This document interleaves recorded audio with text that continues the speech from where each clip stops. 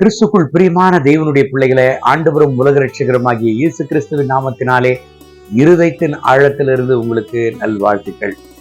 தேவனுடைய பிள்ளைகளை, கடந்த 8 மாதங்களாக ஆண்டவர் கண்ணிமை போல நம்மை பாதுகாத்து இந்த 9வது மாதத்திற்கு ஆண்டவர் நம்மை கொண்டு வந்திருக்கிறார். ஒரு கர்த்தருடைய வார்த்தையை வாசித்து ஆண்டவருடைய திரு சமூகத்தில் இந்த 9வது மாதத்திற்காக நாம் ஜெபிப்போம். எரேமியா தீர்க்க தரிசன புஸ்தகம் 29வது அதிகாரம் 11வது வசனம். நீங்கள் எதிர்பார்க்கும் முடிவை உங்களுக்கு கொடுக்கும்படிக்கு நான் உங்கள் பேரில் நினைத்திருக்கிற நினைவுகளை அறிவேன் என்று கர்த்தர் சொல்லுகிறார். அவைகள் தீமைக்கல்ல, சமாதானத்திற்கு ஏதுவான நினைவுகளே. தேவனுடைய பிள்ளைகளை, இந்த 9வது மாதம் என் வாழ்க்கையில் எப்படி இருக்கும்? இந்த 9வது மாதம் ஆண்டவர் எனக்கு எப்படி அமைத்து தருவார்? எதிர்பார்ப்போடு இருக்கிறீங்களா? கவலைப்படாதீங்க. இந்த 9வது மாதத்தில் ஆண்டவர், இந்த 9வது மாதத்தில் நீங்கள் எதிர்பார்க்கிற முடிவை கர்த்தர் உங்களுக்கு கொடுப்பார்.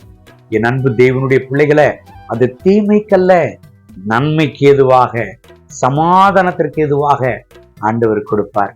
என் அன்பு கர்த்தருடைய பிள்ளைகளை, கடந்த 8 மாதங்களை நான் கடந்து விட்டேன். எத்தனை சவால்களை நான் சந்திப்பது, எத்தனை போராட்டங்களை நான் சந்திப்பது, எவரிடத்தில் என்னுடைய சூழ்நிலைகளை நான் பகிர்ந்து கொள்ளுவேன்?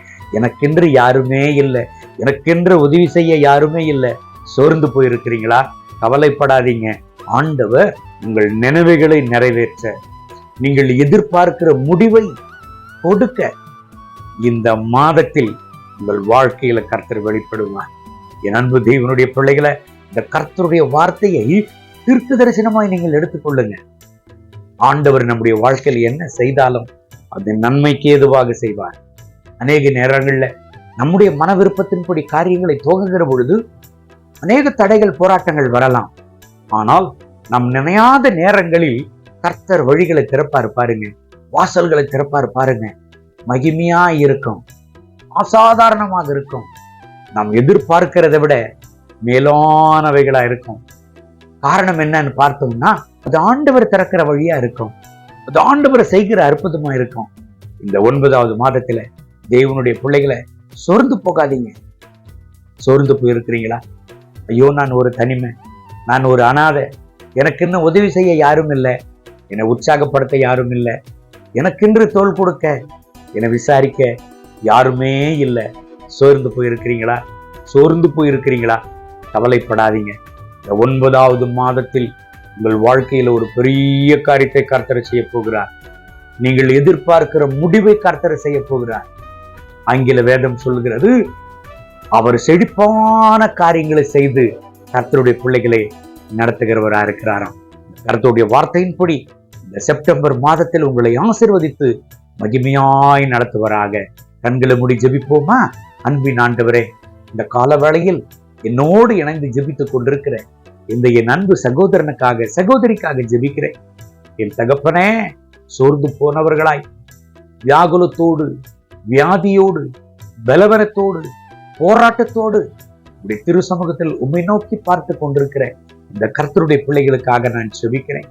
இப்பொழுது இவர்கள் சோர்வை அப்புறப்படுத்தும், இவர்கள் பலவீனங்களை அப்புறப்படுத்தும், இவர்கள் வியாதிகளை அப்புறப்படுத்தும். இந்த 9வது மாதத்தில் இவர்கள் எதிர்பார்க்கிற முடிவை இவர்களுக்கு தாரும். உம்முடைய கிருபையின் பிரசன்னம் இவர்கள் வாழ்க்கையில வெளிப்படட்டும். சாதாரணமான காரியத்தை செய்யும் தெய்வனே. இந்த செப்டம்பர் மாதம் ஒரு சாட்சியின் மாதமாக இவர்கள் வாழ்க்கையில இவர்களுக்கு அமைவதாக. கர்த்தர் அப்படி செய்கிறதற்காக ஸ்தோத்திரம். மகிமை, கனம், துதி உமக்கே. இயேசுவின் நாமத்தில் பிதாவே, ஆமென். ஆமென். May God bless you.